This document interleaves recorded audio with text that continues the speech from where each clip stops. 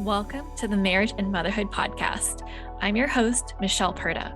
I'm a life and marriage coach for moms, wife, mom of 3, and I'm also an Aries, and for my fellow human design nerds, a sacral manifesting generator.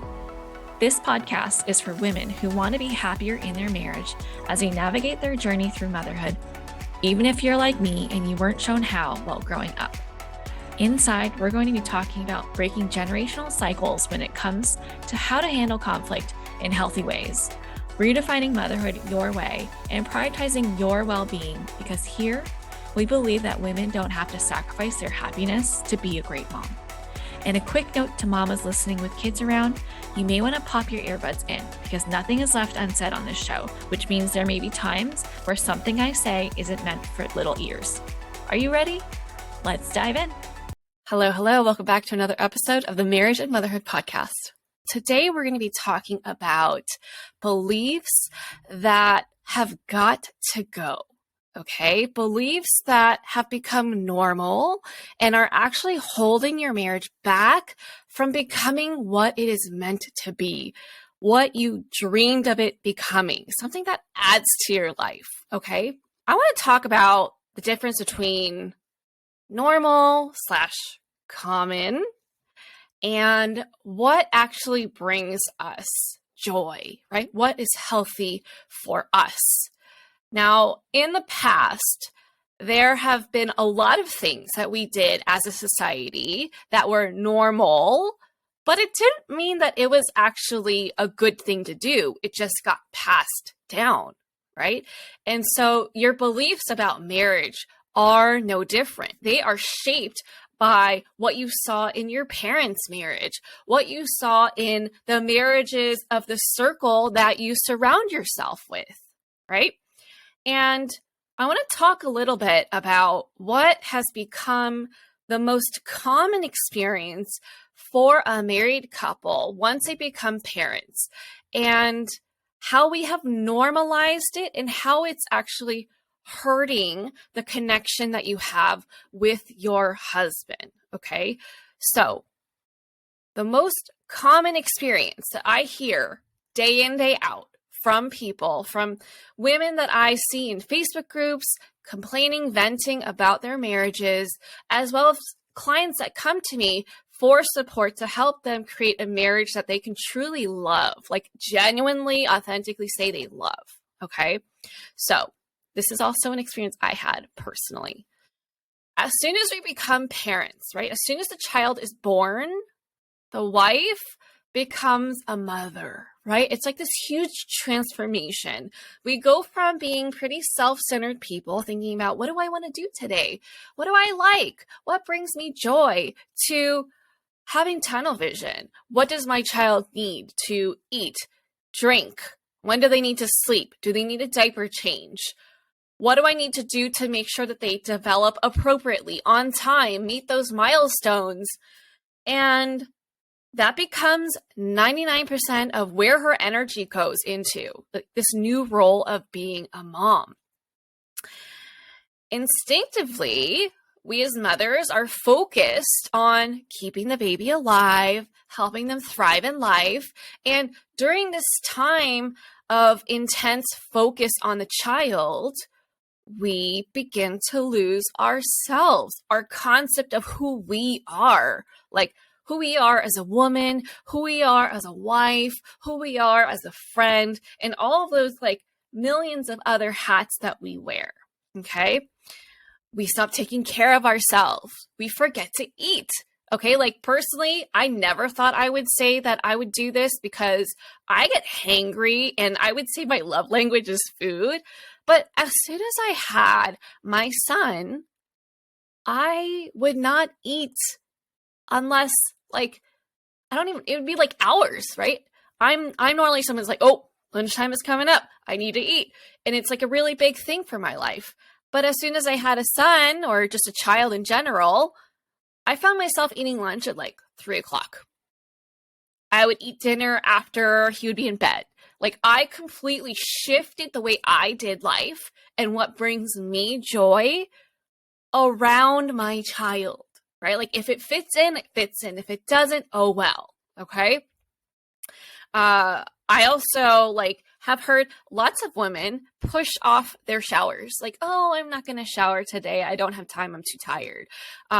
Maybe they start hiding their body with the way they dress. They start dressing in sweats instead of what helps them feel confident and brings joy to them, because they're just going for what's functional and easy, because they have deprioritized using their time for themselves and shifted it onto their kids completely, right? Hobbies included. Who has time for hobbies? Oh, my hobby is my child. My hobby is my work. My hobby is taking care of the house, right? Like, it's like this running joke, like moms don't have time for hobbies or for self-care. It's like a luxury, right? And socializing. Who has time for socializing?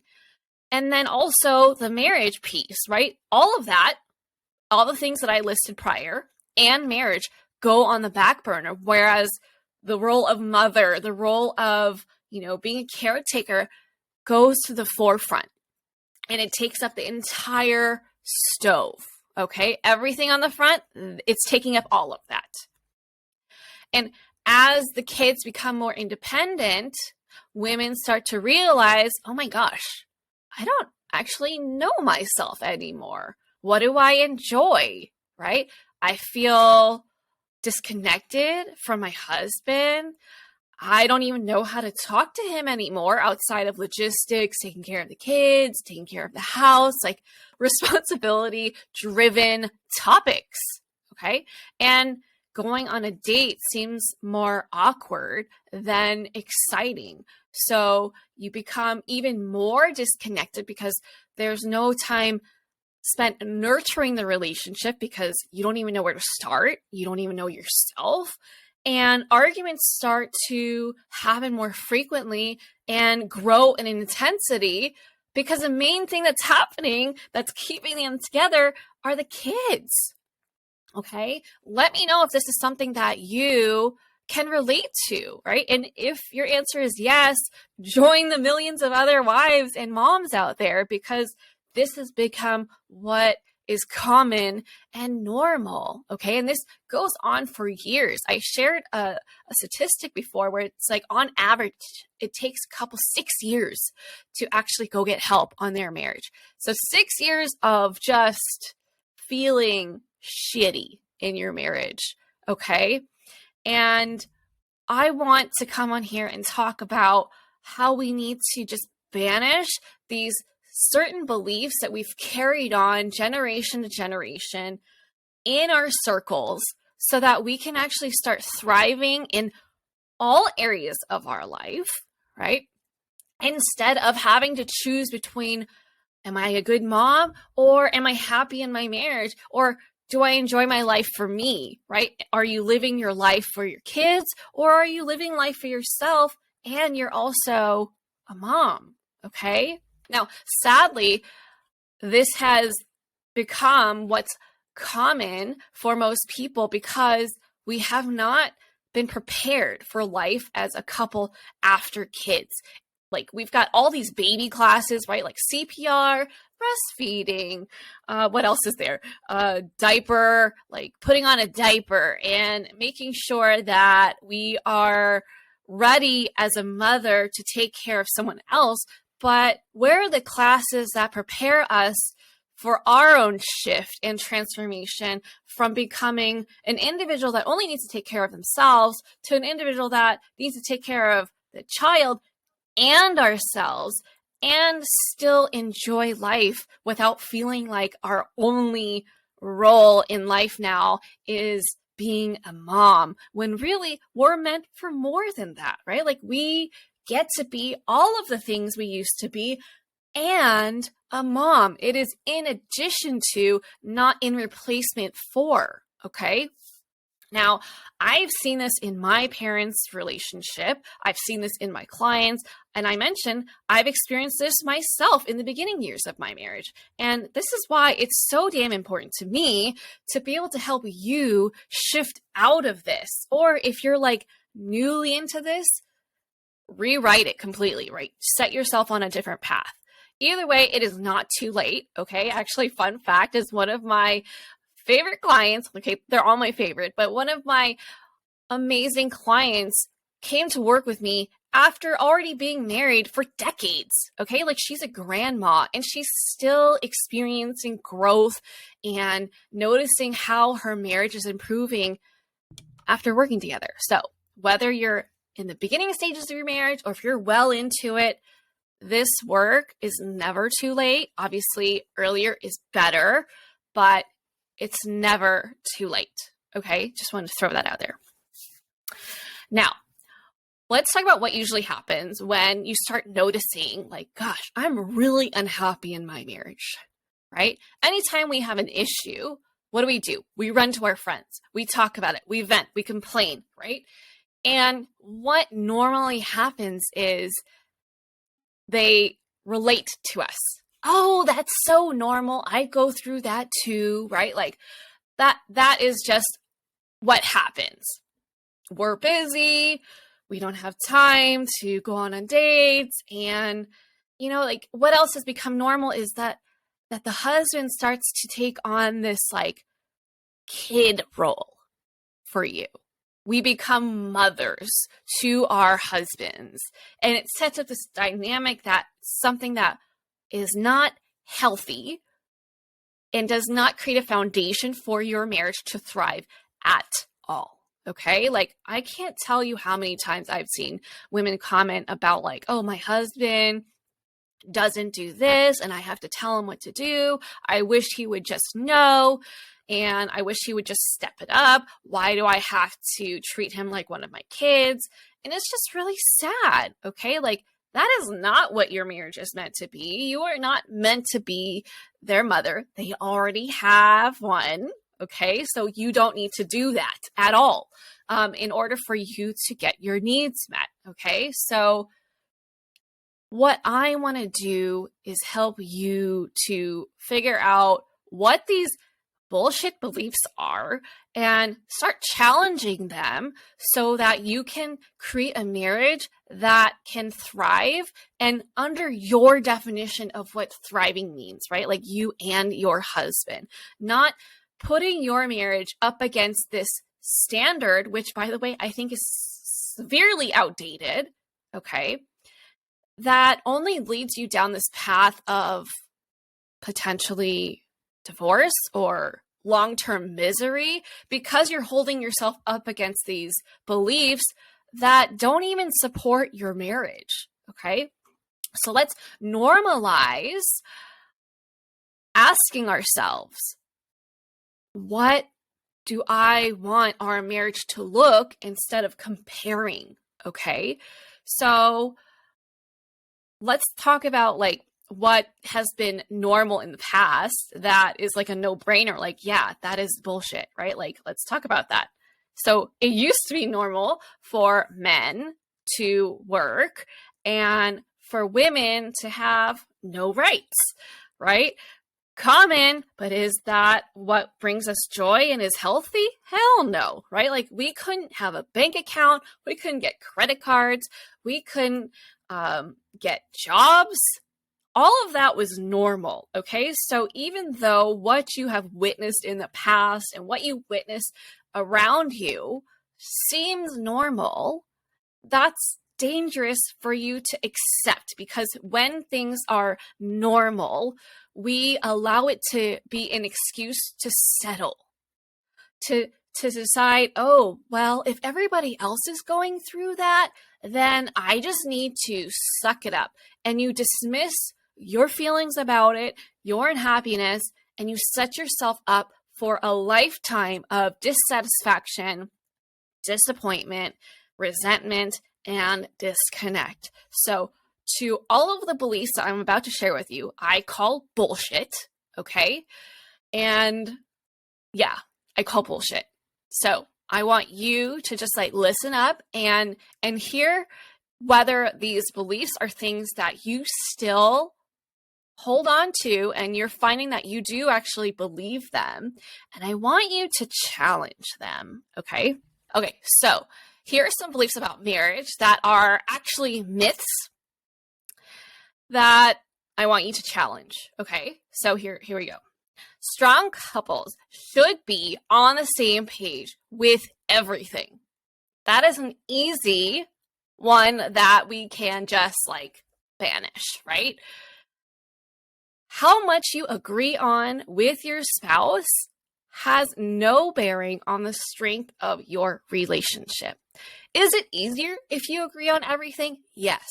But if you don't agree on everything and you know that, that's actually a sign that there's a good level of open honesty in your relationship, okay?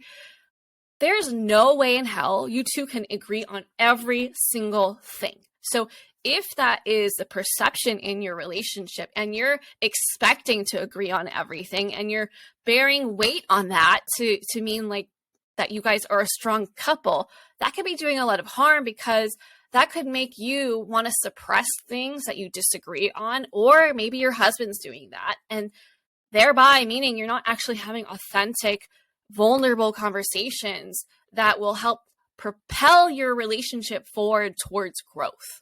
Okay. The next one is happy couples are always happy. Okay. No. Case in point, there could be the most photogenic couple that on the outside seems like they are just goals. But if you go into their home and view their walls, you could tell that there's an emptiness with them because it's all a facade, okay? And even if they are really happy, okay, it's normal for conflict to happen. It's actually good for your relationship to have conflict, because that means that you feel safe to bring up the stuff that other people might feel uncomfortable to talk about. And it's creating opportunity for your relationship to evolve, to grow, because we're constantly changing as people. As we experience new things, we deal with issues in our life, and we're growing personally. It's natural for conflict to arise, and you want it to, so that you guys can find how you guys can connect and grow towards the future. Okay. The next one is that romance never dies if you're in love. Oh my gosh, this is so big, right? Because as moms, we know that romance goes out the window as soon as you become parents, if you let it, right?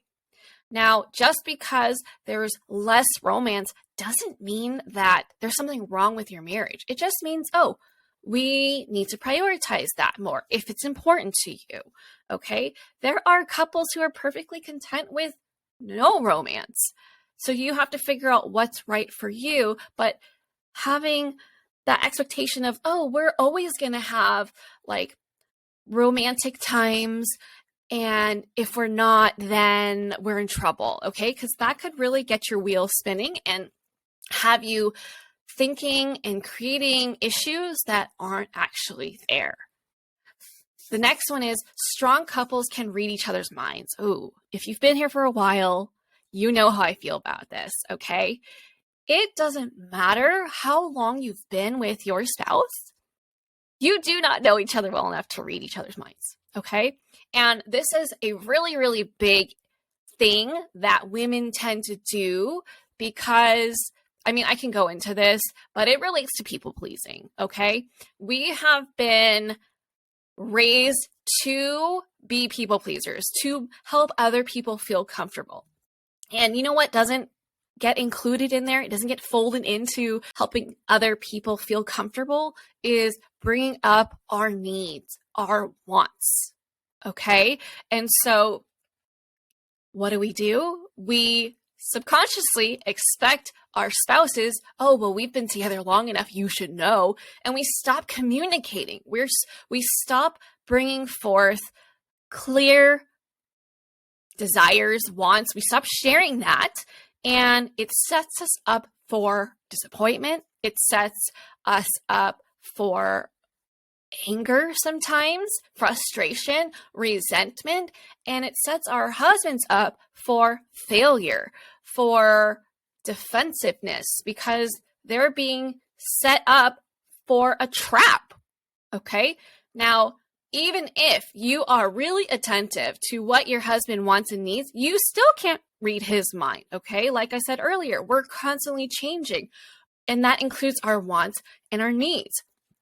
And you never know what they're thinking, what they're prioritizing, and we often put meaning behind what they do, what they don't do, which can be really harmful for how we feel in the relationship, and how we feel really dictates how we choose to behave, how we choose to communicate with our partner. So if you're under the belief that, oh, well, he didn't do this for me, he didn't celebrate me the right way on my birthday or on our anniversary, he must not care, you might end up toning down what you do for him. And then he's going to start picking up on, why doesn't she do this anymore, right? It becomes this reactive type of cycle, when really conversations just need to be had so that you can move forward and with truth, instead of all these assumptions that are being made up about each other.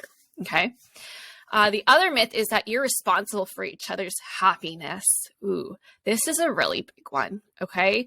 Society has taught me, and a lot of you, I'm betting, that people make you feel a certain way, right? Like if you think about arguments and how this like other side of you can come out, right? Like the side of you that yells, that criticizes, that blames, that rolls your eyes and pops your hip and says things that you would never say to your best friend, right?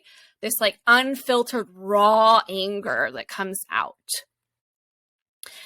Most commonly people say like, oh, well, if you didn't make me so mad, I wouldn't have done that. Or you made me fight back with you. I was fine. I was calm. And then you said this and it just made me so mad. Okay. This is something that is so common and has been normalized, where our behavior and what we say gets excused if we're angry. Okay. And no. It's not excusable. It's understandable, but it's not excusable to be disrespectful, okay? So we're not in charge of each other's emotions. We are in charge of our own. We decide to allow things to trigger us, okay? And we decide what to do with that activated feeling, right? So I'm triggered, okay. I can choose to acknowledge it and figure out what the hell's going on in my mind and what it is that I need, and show up in a grounded way that will actually help the conversation be productive and run smoothly and continue. Or I can just say, F it. I don't care. I'm pissed. I'm going to let him have a piece of my mind, and I'm just going to let it all out on him. And then, of course, he's going to do his thing, right? Get defensive or fight back or whatever, shut down. Okay. We're responsible for our own emotions. That's it. You're not responsible for his. He's not responsible for yours. You're not even responsible for your kids, and your kids aren't responsible for yours. If we all just take responsibility for our own emotions, we'd be in a much better place as a family, as a society, in general. Okay. So this is why self-awareness is so big in the work that I do with my clients. Because we actually can do so much more work to help the marriage thrive if we just take responsibility for our own emotions. Okay. Not to say, push down your emotions, try not to get triggered. That's not the goal here. The goal here is to recognize your triggers and do the work around it so that you can grow your capacity to handle when things don't go the way that you want it to, and be able to support yourself through that process and work through it in your own time with your spouse, and keep those lines of communication open instead of stepping into that like version of yourself that's just like someone that just sees red and regrets what she does and doesn't feel proud of who she's becoming. Okay.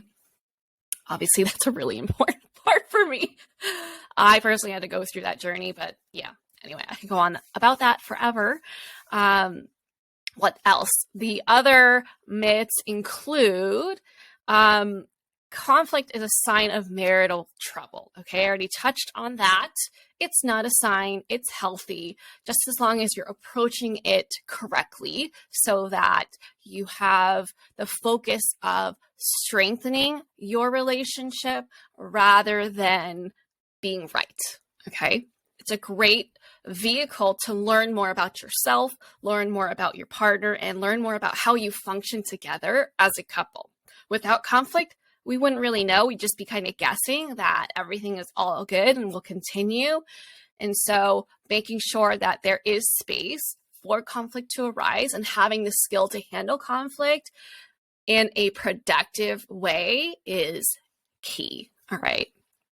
And then related to that, another myth is fighting is the only way to get through conflict. There are ways to navigate conflict that can be more like having a opinionated conversation with a good friend, like a good debate, okay? Like feelings don't have to be hurt. You could feel hurt, but like you don't have to attack each other. There doesn't need to be any yelling, any passive aggressiveness, any criticizing, any blaming. There are ways to just talk about things, own your part, and be there for your partner while also being there for yourself and working together to collaborate to move forward as a couple who are becoming stronger, right? There are ways to evolve the way you handle conflict, and it's meant to evolve, right? Like if you're fighting the same way over and over again, and it just seems like this unbreakable pattern, then it's time to step back and take a look at it more objectively and help your communication evolve so that it's actually helping your relationship. Okay, here's another one, also related. You're not responsible for what you say or do when you're in the heat of the moment because you're mad at each other. I already went through this at length. But yeah, based on all of those that I shared, how many of these do you still believe? Right? How many of these did you get ingrained in your mind throughout your childhood, your adulthood, and that you still see going around in your circle of friends? Right? This would be a really interesting exercise for you to consider or journal about to see how these are playing out in your marriage, how they're potentially holding your marriage back from growing the way you want it to grow. Okay? Because I know that if you experience something long enough, it could seem like it can never be better. This is it for me. But if you can learn something, you can unlearn it. And there are totally different ways for you to still get what you need in your marriage and for it to even expand. Okay, things can get better, even though it seems like, well, we've been doing these things for decades and I just don't see it change it. Like I am who I am and he is who he is. People are capable of changing. They are capable of growth. There's no forcing necessary. And even my clients who come to me just as individuals, right? Like we're not working together, like me and the couple, it's just me and the wife. They've seen their marriage turn around as well. Okay. So think about it. Okay. Think about all those beliefs that I mentioned and think about how are these impacting how I choose to show up in my marriage today, because F normal. Okay. F it. I'm all about helping you create a marriage that's intentional, right? And building a marriage that helps you enjoy it, love it, right? Like I want you to be able to identify what that vision looks like for yourself, like what you dreamed of when you first thought of the idea of being married to your husband, and be able to know what steps you need to take to create that for yourself. Okay. So whether it's like evolving how you handle conflict together, understanding yourself better so you can share your needs more, or figure out how to connect and enjoy each other while raising kids, right? Not feeling like you need to choose between the two. Figuring out what your goals are for your marriage so that you can break free from what a quote unquote normal marriage is like. for parents. Okay. So like your parents had a version of marriage and you don't need to follow that. Okay. You are not set on that path at all. You get to choose to do something differently, even if like they think it's weird. Who cares, right? Like you're here to live life for you. So as long as you and your husband are on the same page about what type of marriage you see for yourself, what type of relationship you want to model to your kids, go do that. Okay, that's what matters. You deserve better than normal. You deserve a marriage that feels so satisfying, like you're home, right? Like you can actually relax your shoulders and feel like you are exactly where you want to be, and excited that you get to do life with your person, and you are just so grateful for every day you get to have with each other. Okay, so that come the time where you're gray and old, your kids are all gone, living their own lives, it seems like you don't have to get to know each other again because you have been growing with each other this whole time. The marriage has been a priority. You've been connecting, and it's not like that awkward phase of like being an empty nester and you're like, what do we do? I don't even know how to talk to you anymore. You feel like a stranger. I've been co-parenting with you, but I don't remember who you are as my lover. Okay.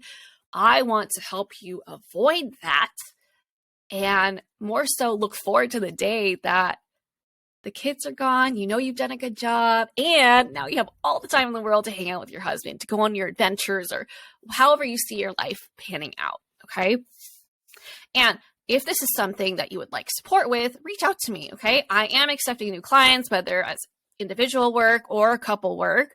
I am here for you. I want nothing more than for you to be able to break these beliefs and to have the marriage that you desire, because you deserve it. And the happier you are in your marriage, the happier your whole life will be. Okay. And I cannot wait to help you with that. Anyway, that's it for this episode. If you have any questions, let me know what's coming up for you, and reach out if you want help. Have an amazing day, and I'll be back next week. Bye. Thank you so much for listening to the Marriage and Motherhood Podcast. I hope that this episode helped you deepen your relationship with your husband and, more importantly, with yourself. If you know someone that this episode would help, please share it. All right, see you back here next week. Bye.